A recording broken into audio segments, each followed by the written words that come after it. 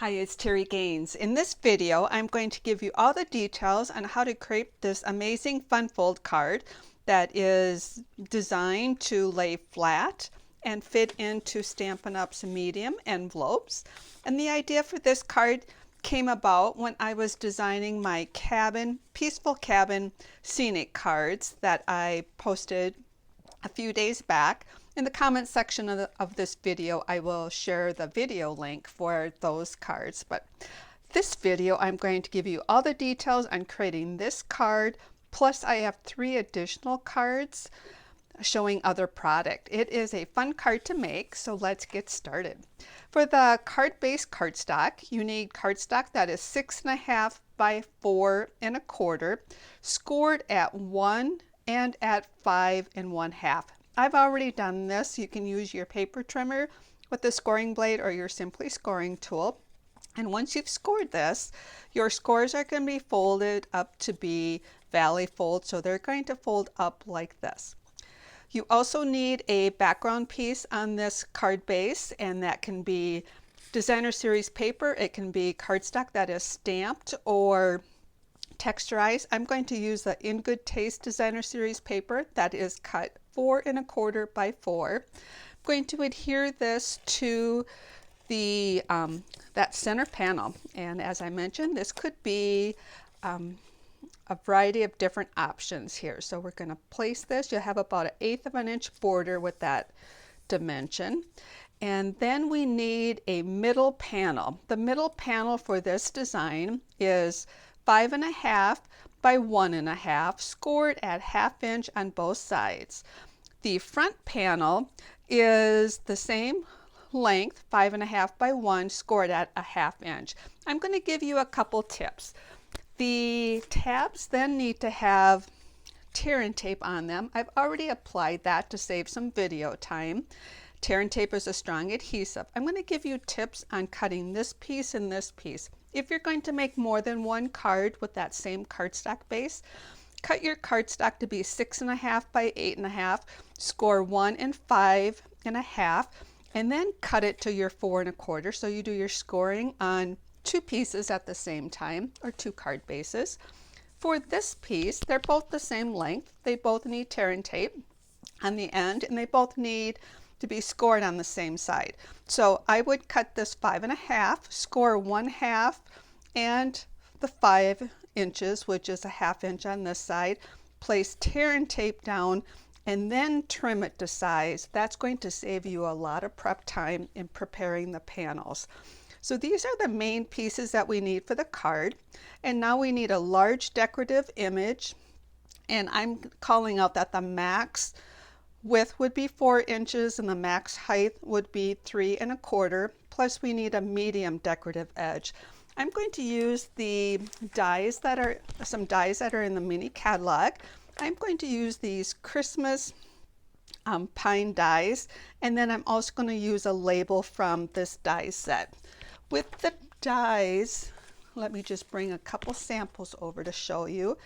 So I'm going to use this label for my medium decorative image, plus I'm going to add decoration to that. And I'm going to use this die and all of these dies for the decorative image.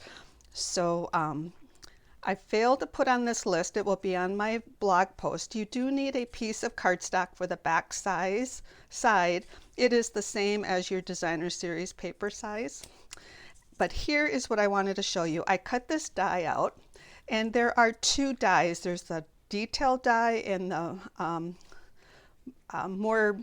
fine detail die is the one I cut out. So I cut this out of Old Olive, and then you need to take this apart and get all the little extra details out. So I did that ahead of time. The beauty of this die is you can actually cut this apart and get multiple images out. And if you were to look at this and look at the set of pine cones on the top, there are only 2 pieces of paper here that are holding those 2 together. Let me grab a paper snips. So what you can do is just go in here and snip that and snip this. Now you have 2 images. This is going to be part of our medium image that goes with that, and this is going to be our large image for this particular design. Also, I'm going to use these dies. You get one larger pine cone and two smaller ones with more of the base, and the details are the same.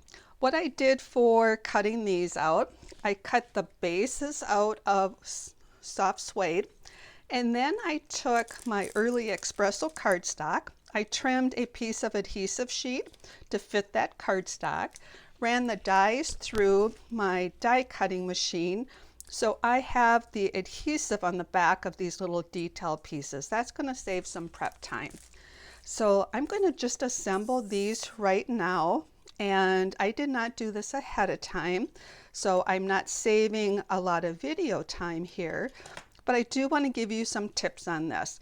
When this large base end and this base end will match up, so I like to bring, hopefully you can see that in the video, I like to hold that up, bring those two pieces together, and then the rest will fall into place. When you cut these out, you can change up the colors. I actually like the lighter color on the bottom and the detail part to be a darker color, but you could switch it up to be totally the opposite. Again, line the base up, whoops, and adhere that down. And I should have one more pine cone base, and did I happen to, goodness, I'm not sure what I did with that. So we will, did it fall underneath? Here it is. Okay, goodness, sorry about that. My videos are unedited, and I will tell you right away they're going to contain bloopers, which I misspeak on dimensions and various things. So just my blog post should have all the correct dimensions if I happen to misspeak on them. But I am going to go ahead and continue going ahead with this video. And there we go. We got those layered together. So you got to do that little bit of prep work to get those ready. So let's start out with putting all of this together. So this is going to be our middle panel, and this is where the large decorative image is going to be attached. And when we attach this, we do have a scenario where we've got a lot of open space here, and this has no adhesive sheet behind it. So we need to attach this with no exposed adhesive. In this scenario, I would add a second or an additional piece of cardstock. It's only 1/2 inch wide, and it's the same width from the score line to the score line. And what I will do for this scenario, I will take adhesive and just apply it right in the center, one strip, place my die cut image right in the center. The tip for this design is you want no image to go beyond that score line. Everything has to stay within that score line. Then I would take this strip, I would put the tear and tape across here. Tear and tape is a strong adhesive, and apply some pressure to then be able to take the backing off. And then I'm going to take this, and this is going to cover up that strip of adhesive I put down, and it's going to go from score line to score line. And now it's going to hold all of that in place. Don't worry about this being visible, because we have another panel that's going to go on top of it, so nobody's going to see that. We're going to decorate that top or the front panel with this die cut, and now when this goes down, we have a solid image right there. So that works out perfect to just put a strip of adhesive right in the center, and then place this down right in the center of this panel like so. Then what that's going to allow us to do is take this image. This is going to be placed down on here. What I'm going to do first is attach the pine cones.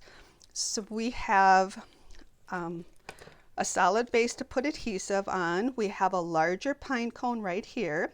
We're going to cover that up like so.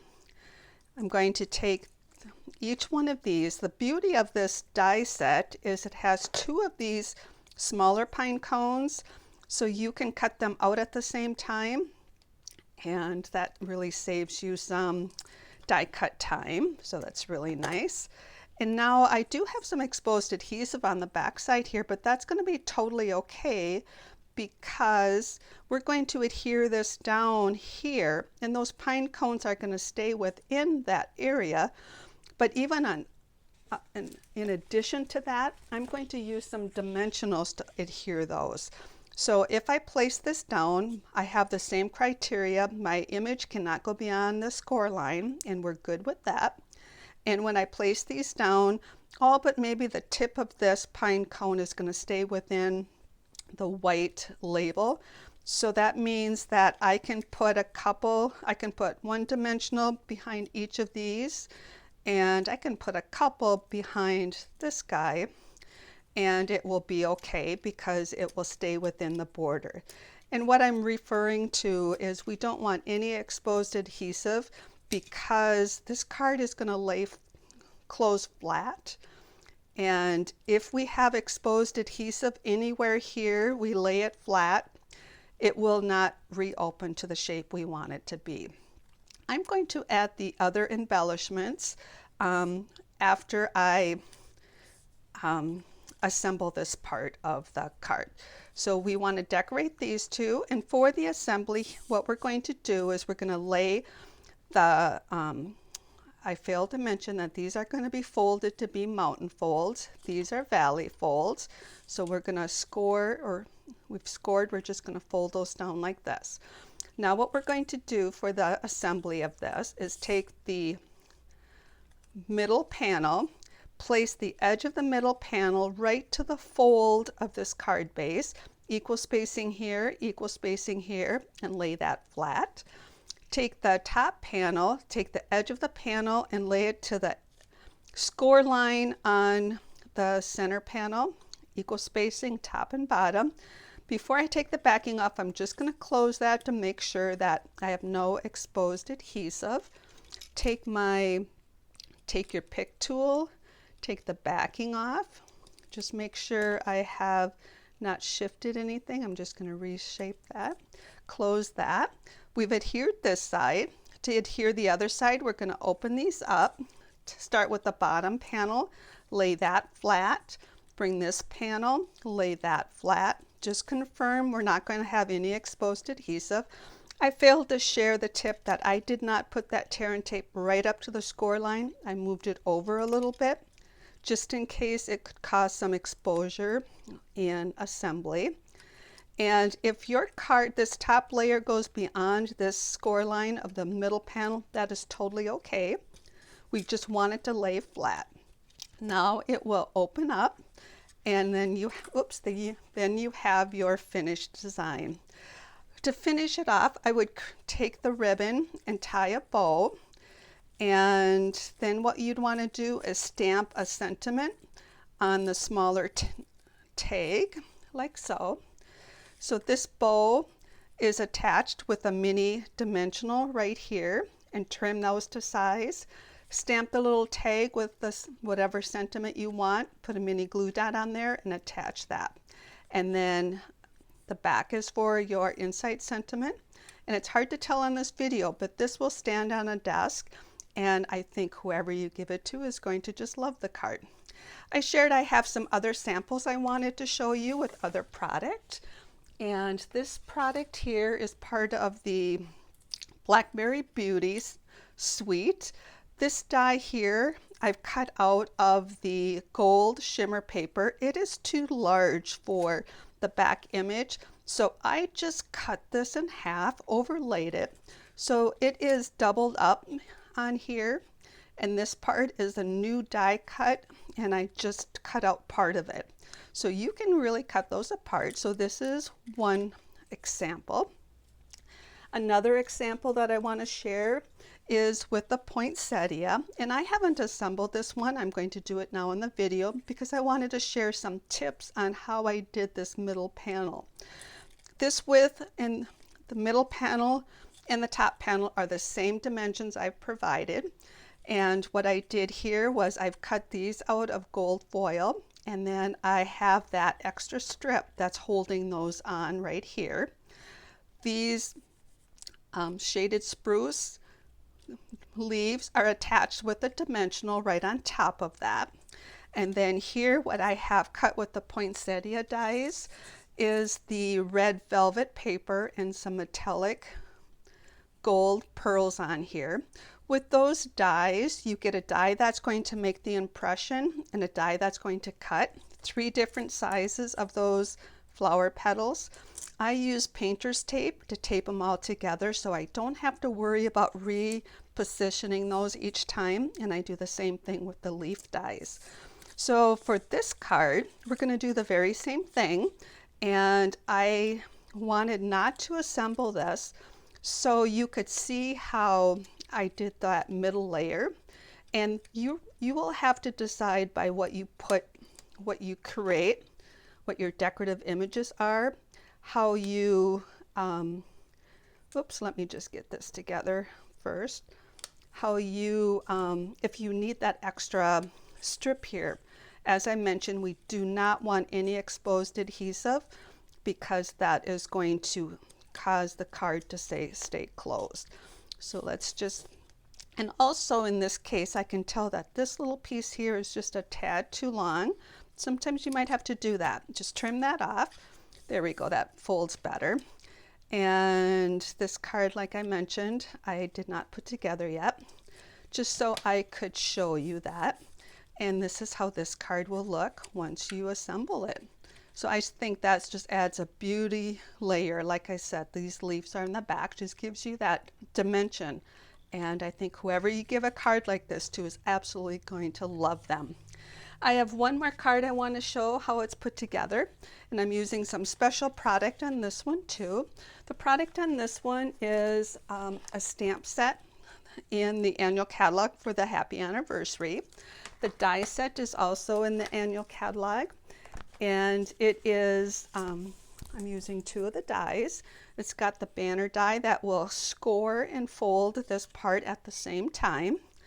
This die cuts out the floral part of the heart image and this heart at the same time. So you can see that I attached the floral part of it with mini glue dots. I had to fold some mini glue dots just so I don't have exposed adhesive. And note, I have the middle panel smaller than the top panel on this.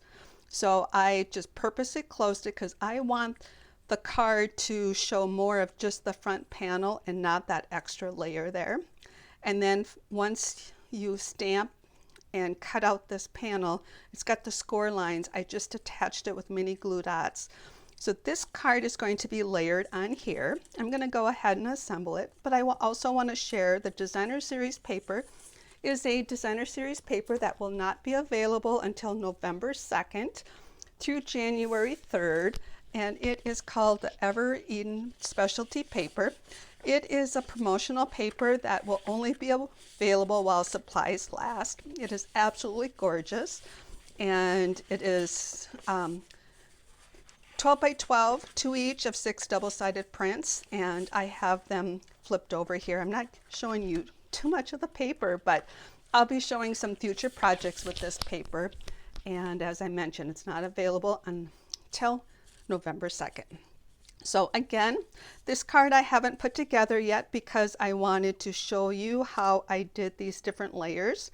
We're going to place that layer down here, and as I've already mentioned, it is smaller in width.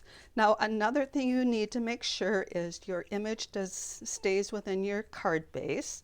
So we're going to just verify that we don't have exposed adhesive.